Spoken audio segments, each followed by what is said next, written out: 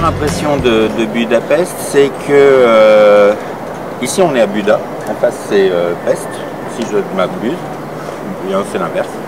La première impression, c'est que la ville est complètement en travaux et que du coup il est impossible de circuler en voiture, mais du coup aussi les arrêts de bus n'existent plus et les trams ne passent plus. Comme les lignes de métro sont assez restreintes et que les taxis font pas mieux, la seule solution c'est de marcher à pied. Donc, et comme il fait 36-38 degrés, bah, c'est formidable quand on est un adepte du marathon au Sahara. Nous commençons donc notre marathon, non, en fait notre balade bien agréable, par la traversée du pont à chêne Széchenyi, qui enjambe le Danube.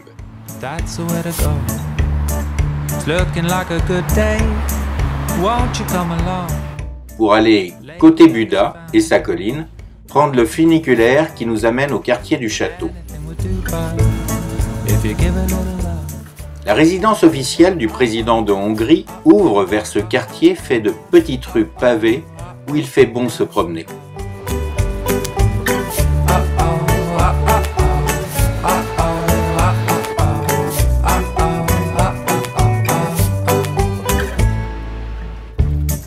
Can you feel the music beating in your heart? All the little notes were dancing in the stars. How we gonna reach down? It's easy if you try. Dominant le Danube et le Parlement se trouve l'église Matthias et la statue du roi du même nom, ainsi que le bastion des pêcheurs. Malgré leur aspect moyenâgeux, ces édifices n'ont été construits qu'au début du XXe siècle, à peine plus anciens que les châteaux de Disneyland en fait. La vue y est magnifique sur le fleuve et sur Pest.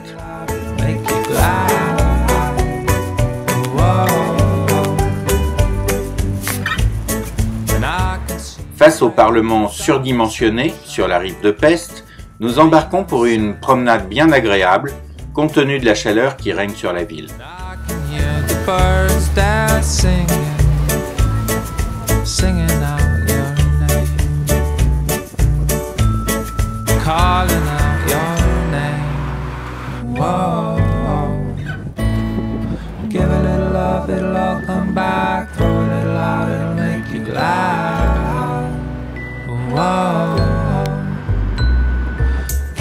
Nous rejoignons en bateau l'hôtel Gellert et ses célèbres bains.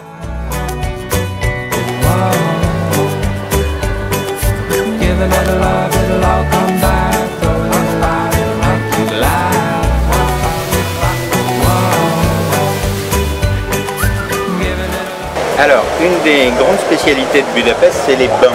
Il y en a en intérieur, comme les bains Gellert, on a été voir. Et puis là, c'est les plus grands bains, c'est Széchenyi, quelque chose comme ça. C'est les plus grands bains, c'est des bains très célèbres. L'avantage, c'est que quand il fait une chaleur comme il fait en ce moment en été, parce que là il fait 38 degrés, les gens restent dans l'eau. Hein. Et en hiver, quand il fait très froid, l'eau est chauffée et donc les gens restent aussi dans l'eau. Voilà. Et ils sont là, c'est des billets à la journée, il y en a qui jouent aux échecs, il y en a qui se font bronzer au soleil, il y en a qui regardent les jolies filles. Il y en a qui font du fitness. Et il y a du fitness, il y a de tout. Des massages thaï. Oui, il y a des massages aussi, il y a des massages, il y a des saunas, tout autour en fait il y a toute une organisation de bains.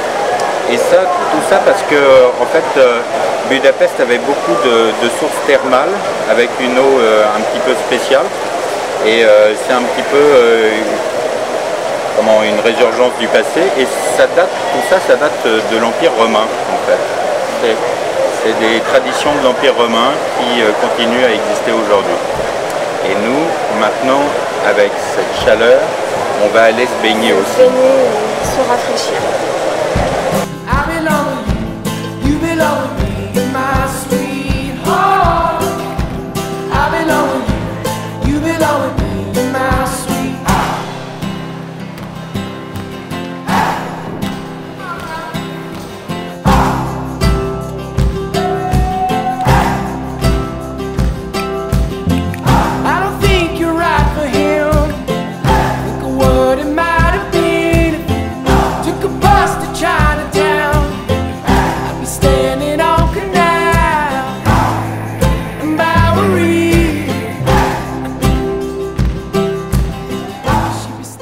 quittons les bains avec regret en prenant le tram.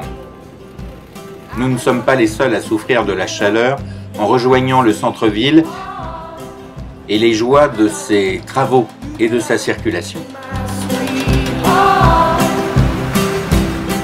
Le soir, nous dînons en plein air sur la place Vörösmarty, en dégustant des plats traditionnels hongrois, dont un porc colt, pour un prix tout à fait déraisonnable.